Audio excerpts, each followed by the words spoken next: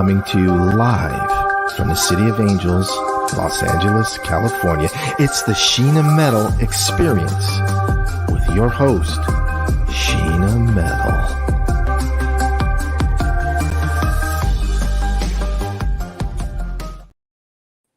Hi, and welcome to the Sheena Metal Experience on Parapod TV only. I'm your host, Sheena Metal. I'm a psychic medium. I'm an energetic healer. I'm an interfaith minister. I'm a 29-year talk radio host in Los Angeles and beyond. I'm a creative and a performing artist and a paranormal survivor. And I come to you live from my home in Southern California every Wednesday at 3 o'clock Pacific time. This show is about spirituality. It's about creativity. It's about humanity. It's about passion. It's about service. It's about becoming and maintaining being your best you in this big, beautiful world, and always inspiring others to do the same. And it may be my show every week. It is the Sheena Metal Experience after all, but that doesn't mean it's not always and forever your experience. My guest tonight is making her debut on any of my shows. I can't believe that's the truth, but that's the truth. It's always excited to get a new one. She's a wonderfully talented musician and more. And I had a lovely conversation with her at a friend's party. And I'll tell you, nothing gets you on this show faster than having a fantastic, deep little conversation with me somewhere by a fireplace. Please welcome to the show the wonderful Marcella Detroit. Marcy, welcome. It's great to have you. Woo! Yeehaw! Thank you. Glad to be here. How are you, friend? It's lovely to have you here. Yeah, I'm pretty good. We were away out in Palm Springs for the holiday weekend, and now I'm ready to get back into the real world. How do you feel about the Springs? I never went until later in life. It was 13 before I went the first time. And I unbelievably love it. I just went for a week and a half in April for my birthday, and I'm planning to go back for 2 weeks in November and maybe a month next March. And I'm thinking about getting a little other place out there. I love it. I love the desert. I don't love it in the summer. It's right. Pretty brutal. No, yeah. But we were just there, and we were lucky because the weather was so fantastic. I mean, the first day we were there was 84 degrees, and the next day it went, okay, almost 100 degrees. But it's just so beautiful. There's stillness there. I feel really creative in the desert in Palm Springs and around Joshua Tree area. Me too. I just love it. There's something spiritual about it. I always say that Joshua Tree is my Sedona. I feel about Joshua Tree. Like, I like Sedona, but I'm not obsessed with it. I feel about Joshua Tree the way I think most people feel about Sedona. And, I grew up at the beach, and 2 years ago, I moved back here to Huntington Beach. And I live right near the ocean. And so as much as the world has changed since we moved here in 1980, Huntington has not changed that much. It still has that groovy kind of organic, the surf industry runs our life. There is no real industry here except for tourism. There aren't any plants or factories here. I think if you took the energy of Huntington and you picked it up and you plunked it in Palm Springs, it's the same energy, only with the magic of the desert. And I'm incredibly also fascinated and obsessed with the California desert. I could sit and look at those mountains all day long and never get tired of them. And I don't know. I love it there so much. And I love the same thing, right? It's still organic. It hasn't become so big that it no longer has that sort of organic feel. Yeah, I mean, they've tried expanding it and building it up, and there are areas like in downtown Palm Springs where it's like, oh my God, this used to be so sweet and small and charming, right. But it's a little bit different now. But the vibe is still there. The chill kind of vibe is still there. Yeah. I love it. And does the desert inspire creativity for you? Absolutely, yeah. In fact, when we had our Shakespeare Sister reunion back in 2018, we both realized, my ex-partner, Siobhan Fahy, and I, we both realized how much we loved the desert. And when the idea was put forth that we would try to be creative and write some new songs instead of doing like all this retro tours and stuff, which are great.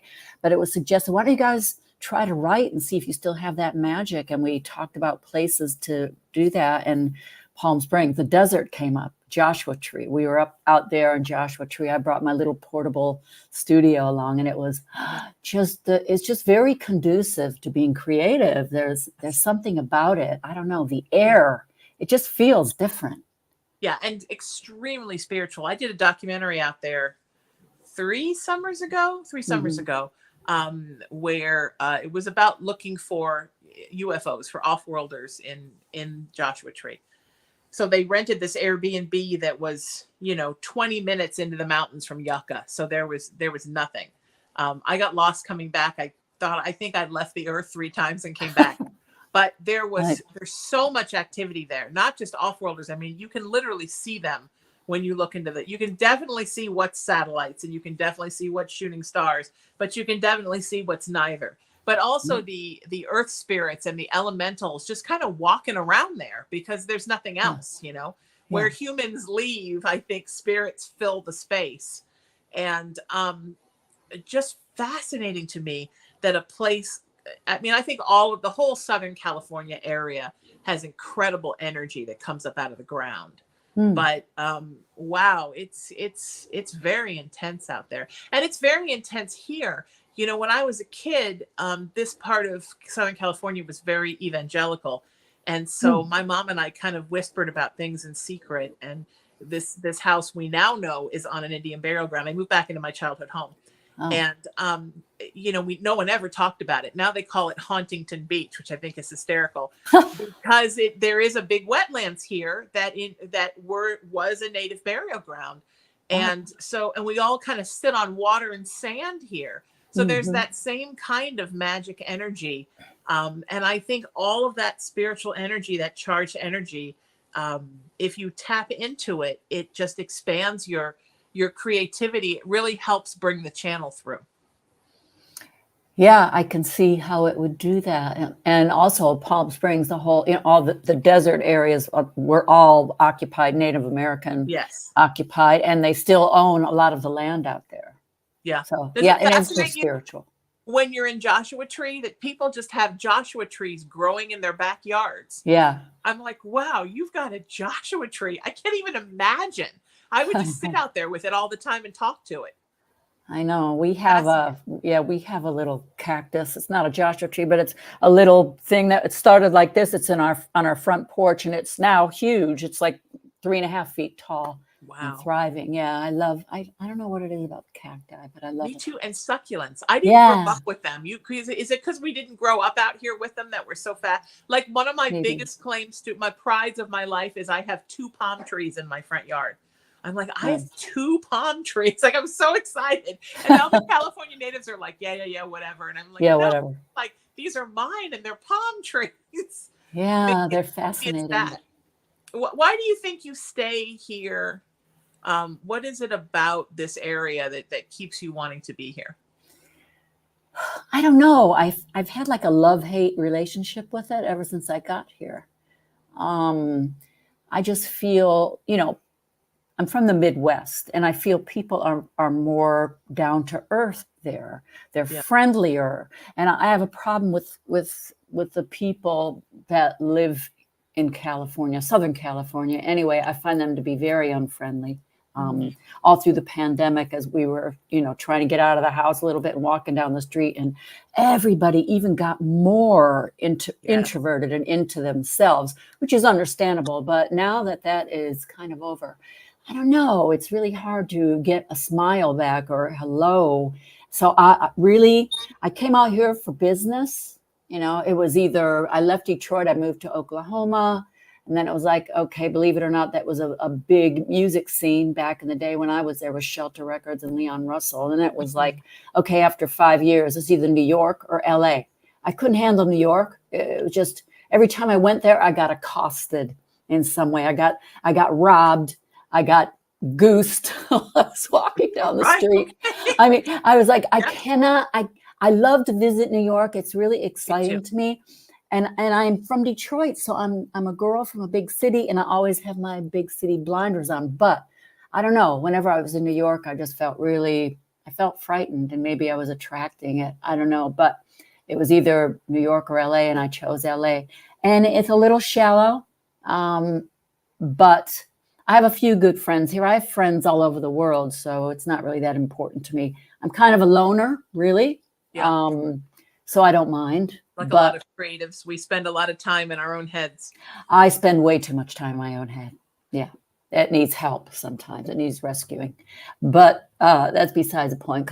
Because I'm creative, I do have to spend a lot of time there. And I find so much inspiration around me and within me.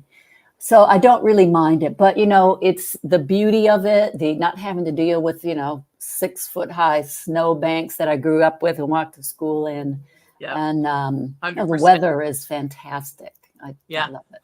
Right. I'm from Connecticut, and I lived in Chicago for a while as a kid, and then in Baltimore. And yeah, you kind of survive the summers and survive the winters, right? Yeah.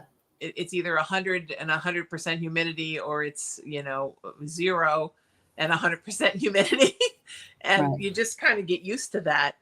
We're so spoiled out here that year round live in this beautiful place where we don't have to worry about coats and scraping the ice off the windshield. And I think that was many of our earliest memories, right? Was mom scraping the ice off the windshield before she took you to school.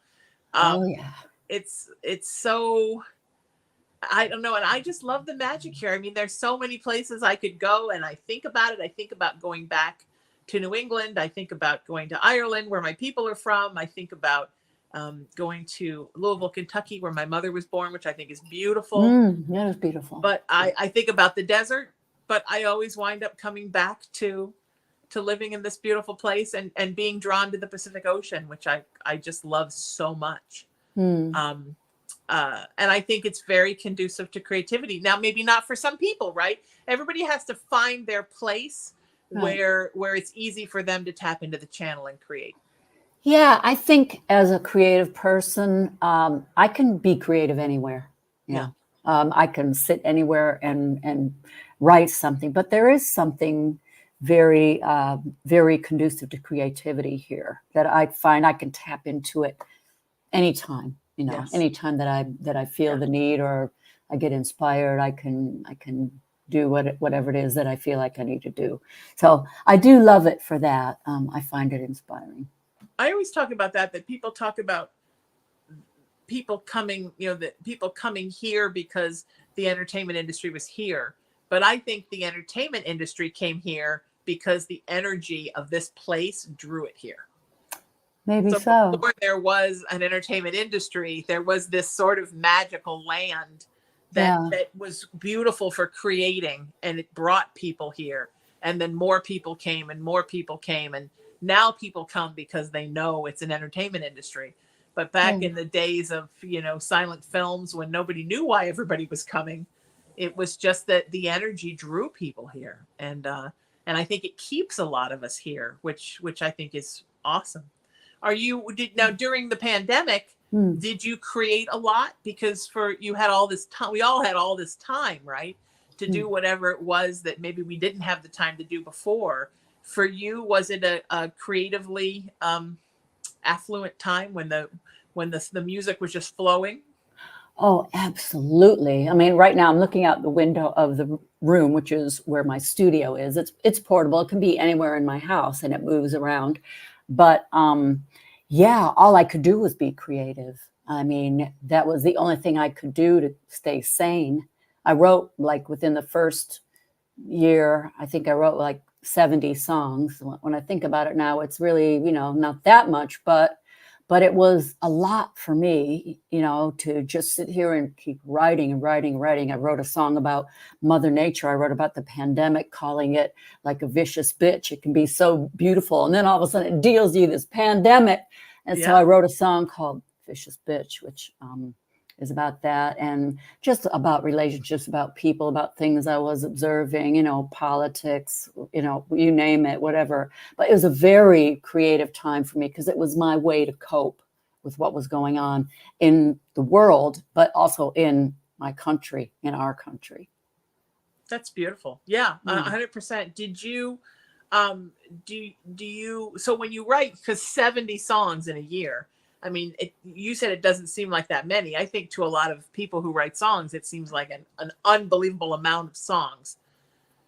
When you write that many songs, I mean, how many of them will you actually record and produce, and how many will actually come to life? Or do some of them wind up like embryos in petri dishes? Just the latter, some of them, but most of them were worth developing and writing. I was signed to a publishing deal with a company called Peer Music, and there's Peer Music UK, and they're an independent company.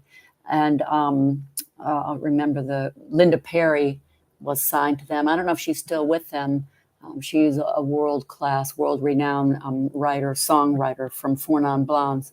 Loads of people are signed to this company. So I signed to them right before the pandemic started, and it was going to be the start of writing for, my own albums and for other artists and for other, what we call sync licensing opportunities for film and TV. So that was mainly the focus. And then the pandemic happened.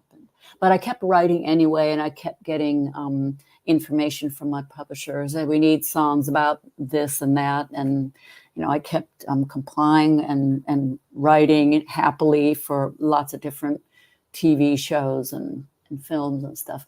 And ended up writing, like I said, all those songs, and then culled them because I realized that a lot of them were really part of what would become an album for myself. Yes. And I ended up releasing that near the end of 2021. It's an album called Gold. And it was a self-release. So, a lot of them were recorded, though. Most of the songs were recorded. They were demos and sent to my publisher. And I love being creative more than anything. That's me.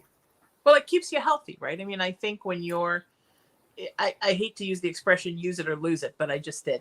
When you're a creative, you have to keep that flame lit all the time, and you have to be in motion, right? Creativity is not supposed to be stagnating. It's supposed to be fluid. So the songs are supposed to be coming, or the writing, or whatever it is you're creating, the paintings are supposed to be coming and moving through you all the time. It doesn't mean you decide to put everyone on the album, or even that you decide to send everyone to the publisher, but you're supposed to keep giving birth to the songs over and over again, right? Yeah, it's a challenge that I love. I love to pay attention to what's going on around me. It's all about strong concepts, which start with titles to me. Like, we could have this conversation today, and you could say something that would really inspire me. Just one line, I would go to myself, that's a title that inspires me, but it has to have a lot of juice to it, a lot of meaning to it, in order for me to follow through and deliver a complete song around that idea. Yeah. Right. But that's the beauty of art, right? Of how art creates connectiveness in the universe. That I'm inspired to say something, you're inspired by that and write something. Someone else hears your song and is inspired to write something else. I mean, that's kind of how we're all tied together. It's beautiful the way art sort of weaves a tapestry of all of us together. And I used to call it I like to call it, still do, the circle of art, that we as artists are all the product of everyone who inspired us and everyone who we will inspire. And I think of it as almost like a Ferris wheel, where it just keeps going around, like it never stops. Yeah. I think that's so fantastic, because all of us are so much little influences. I remember when I played with my first band, and people come to my guitar player and say, "Oh, you know what that song reminds me of?" And he would laugh and say, "Look, there's only so many notes, and we're all a product of what we hear. We hear something, we love it, we create our own stuff, and bits and pieces go into it. But then somebody else hears your song, and bits and pieces go into their thing." And that's how all artists affect each other. And I think that is just gorgeous. I'm never stop being fascinated with that. Yeah, it is. There is a lot of give and take, and we are all inspiring each other. And there's nothing more humbling than to create something and have people tell you how much it means to them, and how much it meant to them at the time they heard it, and it helped them in their lives. And it's really one of the most humbling things I've ever experienced when people tell me music is the soundtrack of people's lives, right? That's right. Yeah. It's I mean, even when you're as songwriters, it's still other people's music is the soundtrack of our lives too. Oh, absolutely. That's just how it is. I think that is so wonderful. When you came here to LA, Southern California, was it easy to find your creative tribe, or was that difficult to find artists to play with, musicians to play with, people to create with? Because there's so many here, but just because there's a lot of people here doesn't mean it's easy to create a spiritual tribe here, a creative tribe. Well, a spiritual tribe is one thing. A creative tribe, it was pretty easy. I mean, I've been really fortunate my entire life. When I came here, I was just finishing working my first time with Eric Clapton. I was in his band twice, and that was the first. I was near the end of my first stint with Eric, and that was for about 5 years. And I moved here, so I already had like Lay Down Sally and the Core from the Slow Hand album, and several other albums of songs that I had working with him. So it was not that hard for me. You know, I had connections here. I had, legal teams, and I had songwriter friends here. A friend from Tulsa actually moved here, a guy named Richard Feldman, who had a studio in his home, and he and I would go on to write more stuff with Clapton. And he introduced me to my ex-partner, Siobhan, from Shakespeare's Sister, through, and Dave Stewart of the Eurythmics. So it's just kind of, I found that once I made that decision to pursue music as my life and my career, my goal, all the doors just started opening for me. It's something I wanted it. I had these blinders on, and the universe answered my call, and many, many doors have opened for me over the years. So I've been really fortunate. That's fantastic. And do you still find that? Is it still easy to meet new people creatively, or is it a lot of people that you've known for many years that you work with, or do you still find that you're drawn to new energies and that they just happen to sort of find you? I say as if there are any accidents in the universe, but you know what I mean. I think it's more difficult now. I think I've become a little bit more introverted after the pandemic.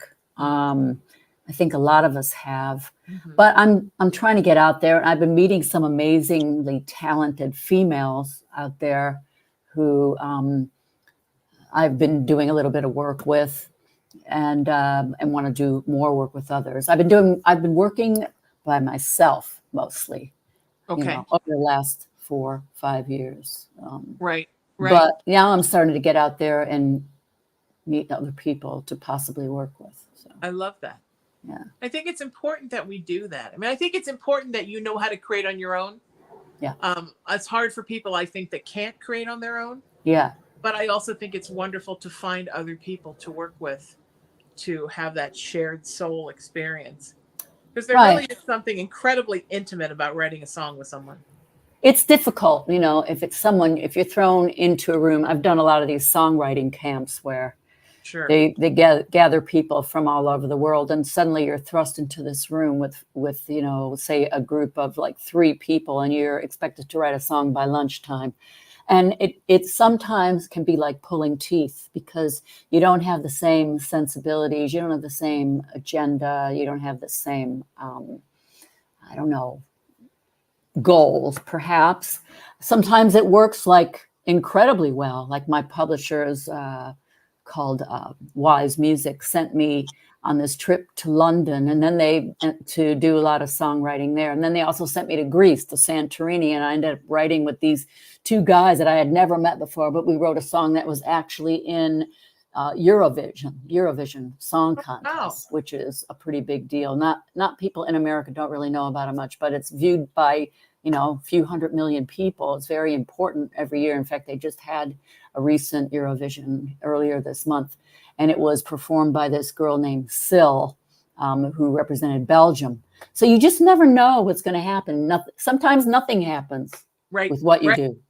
But I think it's supposed to be that way. If everything was a huge, smash success, then you wouldn't appreciate it. Yes. You'd take it all for granted and you'd get greedy. But I think it's just part of a building block of your development as an artist, as a writer. It's part of what you have to go through in order to not perfect, maybe improve your artistry, try different things, be open. I learned more about being open working with Shakespeare's sister. I mean, that broadened my mind to different possibilities, and technology came along. So yeah, I think it's all part of it. It's just being open and trying new things. Yeah. Well, it's like blind dates, right?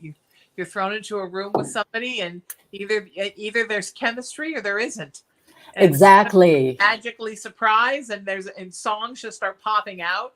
And sometimes it's like an uncomfortable blind date, and it's over, and you ghost each other, and it doesn't work, and you have no way of knowing until you literally put your souls together to find out whether or not songs will come from it. Yeah, this whole ghosting thing makes me so sad, but it does happen. Yeah, I can't say I haven't experienced it, or maybe creative ghosting. Yeah, I mean, I just think it can be, now it's so accepted, but to me, it's just another word for being rude. I agree. I think we've gotten to a place in our lives where if we don't need anybody right now, we just don't contact them. Yeah. And I think that that's kind of a bad habit for humans to get into, for everything to become so transactional that, I don't need to write with you right now, therefore I'm not going to call you for 2 years. I mean, I think we've forgotten about old school manners of checking in with people and just saying hi and just touching base. And yeah, I don't think there are manners too much anymore. That seems to be the norm. That's a thing. And like you said, the pandemic made everybody, it made us all a little weird, a little funny. And I don't think we're even near recovered from it yet. I completely agree. You're absolutely right. I think we'd like to think we are, but something about spending all that time alone, we got a little strange. We became like that old guy that lives on a mountain, Yeah. Forgetting how much we need that human contact and the human experience. And have you done a lot of songwriting with others since the pandemic? Since the pandemic, no, not really. Pandemic? Just before the pandemic I did, but it's mainly been me on my own or me with my husband because, he's here with me and he's good at sound design and engineering. Yeah. So he and I did a lot of work together, but not really, with anybody else. I tried a few things, like I said, with this one artist. Her name is Sarah Nimitz, and she's incredible. What a great singer. So I did a little bit of work with her. We wrote a few songs, and she's like one of the best singers I've heard in a long time. Wow. Yeah. So I've done a little bit, but not as much as I would, like to. What about performing? Do you miss being out there and performing on a regular basis? Yes and no. Okay. I've always been, I might not look like it because I look like I'm, completely composed, but I'm far from it. I get so nervous, and I've always gotten so nervous. I don't really know if there's a cure. I've been doing a lot of research on stage fright, but I know people like Adele experience it. I read PJ Harvey. It can be crippling, and I've had a few experiences where it was crippling. Right. Yeah. So Harvey's actually left gigs, right? I read some things about PJ Harvey that sometimes she just literally says, I can't do it. And she just doesn't go. There's so much pressure, but I think the pressure comes from ourselves. Yes. It's more than anything. It's the pressure of trying to please everybody out there rather than being in the moment. It sounds so simple to say it, being in the moment and just delivering this song, which is sharing a human emotion and experience that we are to connect to, we want to convey to our fellow humans, to, you know, let them know that they're not alone, and just our need to express it. But when we focus on being outside of ourselves too much and pleasing others, that's when, for me, it's become a problem. So I'm working on that, but who knows? I've been asked, I keep getting asked by friends, hey, come and sing with us, and come and do this and come and do that. And I don't know, I'm just being a little bit more, do I really want to work myself up into a lather over something, you know? I don't know. It's, and you know. Is it just performance related? And you don't have to answer this if you don't want. Is it just performance related, or is anxiety something that you struggle with across the board? I've always had anxiety. Yeah, me too. Yeah, I think I don't know. I think it's genetic. I was kind of brought up with anxiety. Mm-hmm. I don't know if it's something you learn or if it's something that's just, you know, intrinsic to who you are specifically. But I've always had it. I've always been like, I was a miserable teenager, you know, going through the hormonal years. And my music was a comfort to me, though. So, you know, but it was a comfort to me when I was alone in my room. I would just sit there and play my guitar on my own and not feel like I'm being judged. You know, yes. The minute I'm out there, people are judging me. The minute I step out there, they're judging me the way I look. They're judging me the way I sound. They're judging me with the way I interact. I mean, it's just judgment, judgment, judgment from the moment you open your mouth and you even appear. Mm-hmm. So that is a whole different animal. But I just know that I'm really blessed to be creative, and that's what I love to do more than anything. And who knows, maybe I'll get out there and perform again. We'll see. Yeah, anxiety is it's a real acid trip, and for people who don't have it, I think they don't understand it. No, but I think if you do have it across the board, then having to do something like show up and perform in front of a bunch of people is just sort of the anxiety to the nth power. You know, I never had stage fright in the sense that I'm not scared to be up on the stage in front of people, but I'm scared to like get there and be stuck in the building with however many thousands of people and have to show up. And oh my God, what if I get sick and I don't feel good and I can't make it there? That was where once I got to the stage, I was fine.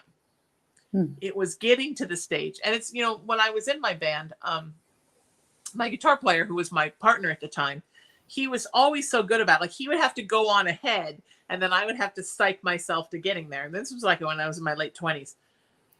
And they were all so wonderful about it. And we're still very good friends. And once a few years ago, I mean, long after, my anxiety's so much better now, he said, you know, every single time I got there, we were all terrified because we thought some night you're just not going to make it. And what are we going to do?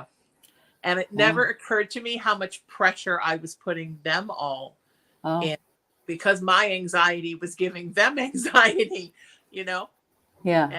And I wouldn't go. People go, wouldn't you love to go back to your 20s? And I'm like, oh God, no, I don't want to be pacing around the bathroom in an 80s wig trying to get myself out the door. No, I don't. I would like to never do that again. Thank you. Yeah. But I think anxiety is one of those things, and I see this with my spiritual clients, that over time it either gets better or it gets worse. And for me, I sort of, you know, tough loved myself into it getting to the point where I'm much more available to do things. But it was interesting. The pandemic was interesting because suddenly we didn't have to go anywhere. We didn't have to be around anybody. And being at home and being an introvert is sort of my wheelhouse anyhow. Then when I had to start going out, being around people again, I could feel for the first time in many years the nervousness of being around a lot of people. Yeah, got agoraphobic. Both my husband and I became agoraphobic. Yes. We get out of the house, we're like, oh my God, there's people. There's illness. What are we going to do? And we avoided, you know, contact with people. But then we got COVID, but not for a year later. You know, Still, we got it. They say everybody will, but I think everybody's, yes. I know very few people now that haven't had it. My son hasn't had it, thankfully. Oh. Some people are lucky and they have really strong immune systems, or I don't know what it is. Yeah, they're just too stubborn to get it. Yeah. I've had it 3 times. Whoa. So each a couple of years apart. I just had it last year. Oh. I had it in the winter, and I had it in 2022, and I had it 2020, right at the very beginning before the lockdown.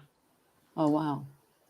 So, but I remember going into stores. So I had it early. So by the time the lockdown came, I'd already had it. And at the time I thought, well, maybe once you've had it, you're not going to get it again. It's like measles or something. But I remember the in the grocery store, the fear in everyone's eyes, because you couldn't see the mouth, right? You couldn't smile. You could just see the eyes, and the fear that every time you got near somebody, you were going to be the one to give it to them. I found that very off-putting, and I didn't want to be out in the middle of that. So I stayed home a lot. Yeah, same here. We stayed home a lot. We were very observant about, the warnings, and we were actually washing our food when we would come home from the market at first and doing all kinds of crazy stuff. But whatever, everybody did cope in a different way. So. But all this freedom to create, right? And the two of you together working on music. I mean, that's kind of a beautiful story if you have to be locked down. Yeah, it could have been worse. We used the opportunity to create, to talk about it, to share our feelings about what was going on in the world. And so wonderful. Yeah, we're lucky. And what was it like to release an album in the middle of it? Well, it was an independent release. So everything that goes along with that, like I didn't have a big label behind me, but I ended up kind of going the route of, hiring song pluggers and hiring a promotions team. And actually the song, my song called Alien to Me, which is on the Gold album. There were 20 songs on the album. That went top 10 in the Music Week charts, which is big charts. And it was right up there with like Elton John and Dua Lipa were number 1, and we were number 7, which was pretty good. But because I didn't have the team or the funding to keep up with the promotion, it slowly, fell off the charts. But still, to get there, I was pretty proud of that happening. It got great reviews. That's wonderful. That's great. Did you find that people were kind of hungry for something new after being locked down for a year? Yeah, I think they really were. I think everybody was just waiting for something to, to latch on to be fed new music and new inspiration. So, yeah. That's one thing I think is beautiful about the pandemic. I mean, many things, but one of the things I think is beautiful about what we all experienced was that people seem now extremely grateful for new music that comes out, a TV show they like that came back, a movie they can actually see in the theaters. Like, we don't take so much for granted anymore. No, that's true. Just going to dinner or going bowling or something has become like, wow, I can actually go out and do this. And it's become a luxury. And maybe we needed to take stock in how lucky we are that we have we have the first world problems, and we live in a part of the world where we have all this stuff at our fingertips, and how lucky we are. Absolutely. We do. And we, like you said, we do take a lot for granted. And I think that was an opportunity to look at how much we do that and to take stock of everything. Yeah. So if anything, it did that. And putting a lot more faith in doing things like this, where you can do a show this way. Yeah. And you don't have to be in the same room, and it's much easier for people to get guests on their shows, and we're accepting the virtual world as part of the world. I mean, I think that's been very good for creators and for any member of the media. I think it's been wonderful. Absolutely. And I like it. At first, it seemed like, oh, I don't know, it's kind of cheating, or it's different. You're not really there, with the people. But actually, it worked great. Yeah, you are really here with the people. I am really here. And, and the bonus of telehealth visits with your doctor. Oh, telehealth visits are the most beautiful thing in the world. You just smile for a couple minutes and ask for the meds. It's so wonderful. Yes, thank you. Thank you, Dr. Lewis. Here's my sniffle. Can I have my antibiotic? Thank you. It's so wonderful. Yeah. So for you, we've used the word spiritual, and of course I use that word first on this show because that sort of fuels everything for me. Is creating, the art of creating, and music, are these spiritual things for you? Yeah, they're spiritual. Sometimes I am struggling with a problem and my music becomes therapy to me. I'll have like a revelation and then I write about it. And so in that way, it's spiritual and therapeutic. That's beautiful. And have you always been a spiritual person? I have, yeah, since I was, I don't know, I want to say in my teens, I became very spiritual. I'm not religious, but I think I used to have a T-shirt that said "Music is my religion." I like that. Yeah, because it is. It's something that I value so highly. It's been so important to me and part of my psyche, and something that I need to do. Without it, I don't know where I'd be. Probably banging my head against the wall somewhere in a padded room. You and truly. Me how old were you when you started writing and performing? Well, I started performing when I was like 5 in kindergarten, because then we had chorus and choir. So whenever there was an opportunity to sing, I was always there, doing the school chorus, the choir, being in duos, trios, quartets, quintets, doing little shows for my classes. Then in junior high and high school, actually, I would be like in shows that the high school would put on, and I'd do performances, and at camp I would do performances as well. And it was just, I guess it was in my blood, although my family would always look at me and go, "Where did this come from?" I don't know where it came from. Just my father told me that my great-grandfather on his side was a concert violinist, and that was my first instrument. Oh, wow. Beautiful instrument.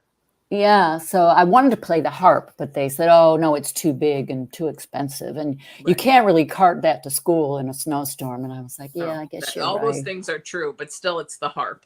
I know. I still would like to play. I don't think it's ever too late to pick up an instrument. You get a harp and learn. I'm going to. Yeah, I'm going to. I think as my phone ringtone is the Irish harp. And I think as somebody of Irish descent, there's just a little harp that plays in your heart all the time. Oh, nice. Me too. Every time I see a harpist, I'm always like, "Oh God." But the same thing, I would never be able to haul that thing around. No. But I secretly have envy every time I see one. But I love the violin too. I think the violin is one of the most beautifully expressive instruments. I grew up with my dad being obsessed with classical music, so we always had season tickets to the symphony. And my mother loved country music. So, what he called a violin, she called a fiddle.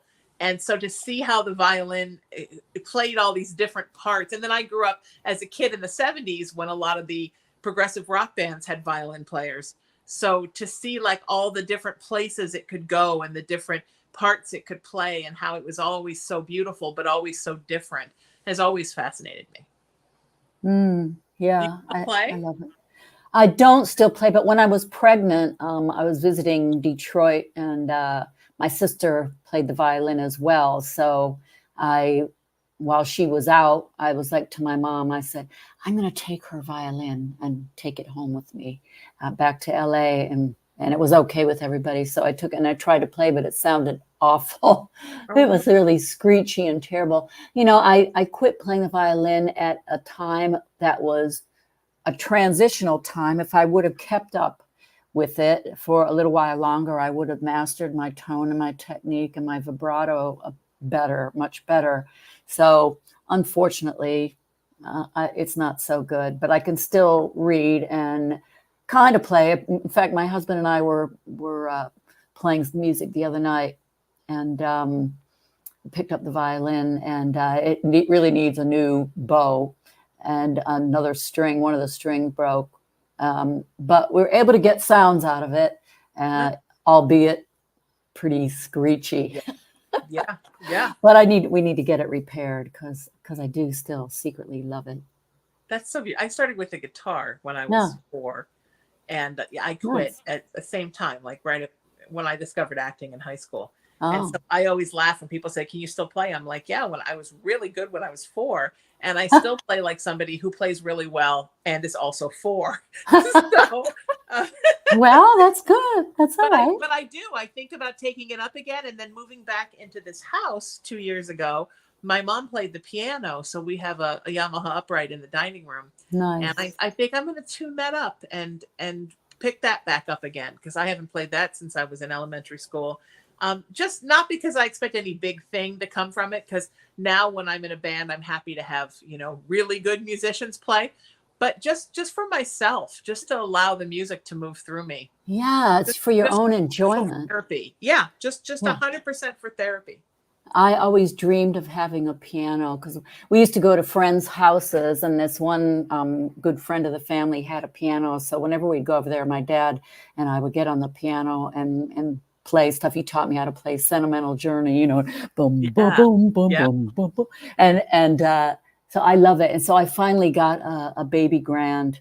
I want to say I had an upright back in the 80s, but then I got a baby grand around early 2000s, and I just love it. I don't know where I'd be without my piano. So wonderful. And I just love it. Record with it? Yeah, I record. Like, I've played piano on stage, and I play. Obviously, I play guitar and harmonica. I've played drums on stage when I did a residency in England back in 2018. I just love music and anything, accordion, anything I can get a sound out of, ukulele. I just love it all. That's beautiful. That's wonderful. And are you able to, from being on social media, are you able to be in touch with people that have loved your music over the years and get to hear that really important feedback? I was just talking to some folks yesterday on my show about that. About how, back in that time, right, when we were all young and started playing or performing in any way, there wasn't really the opportunity for people that loved you to get in touch with you and actually contact you. That didn't really come until, MySpace and Facebook started. Are you able to get that kind of feedback and be in touch? And what does it feel like to hear about how your songs were the soundtracks of people's lives? Well, it's wonderful to be in touch with people. But there's also another side to it, like a dark side to the accessibility that people have now. I was stalked by somebody, I want to say back in 2005, but I knew a person who was a detective, and they actually found this person who was threatening my life. So there is that side. You have to be careful, yes. Who you give that opportunity to, because some people can really take advantage. And then there are other people that are just so wonderful and appreciative. It's a complete pleasure, to communicate with them. Yes. Yeah. I think it must be so nice to know maybe all the things you didn't know at the time. To hear about how your music affected people. Because I think one of the things that all human beings want is to know that they're making a difference on the earth, right? So when you hear how your songs have affected people, you see sort of the rewards of all this beautiful blood, sweat, and tears you put into every song, and into performing every song and promoting every song and all the long days. And I think that's such a gorgeous thing that social media has given us, is the ability to talk to people who were moved by what we did.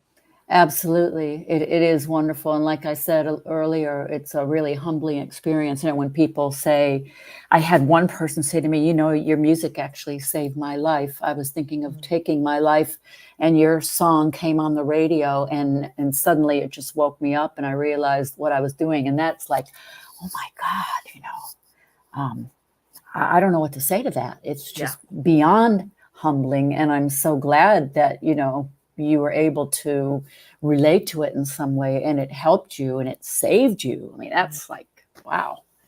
But I mean, incredible. That's almost like what my mom used to call the hand of God touching you on the head, right? And saying like, good job.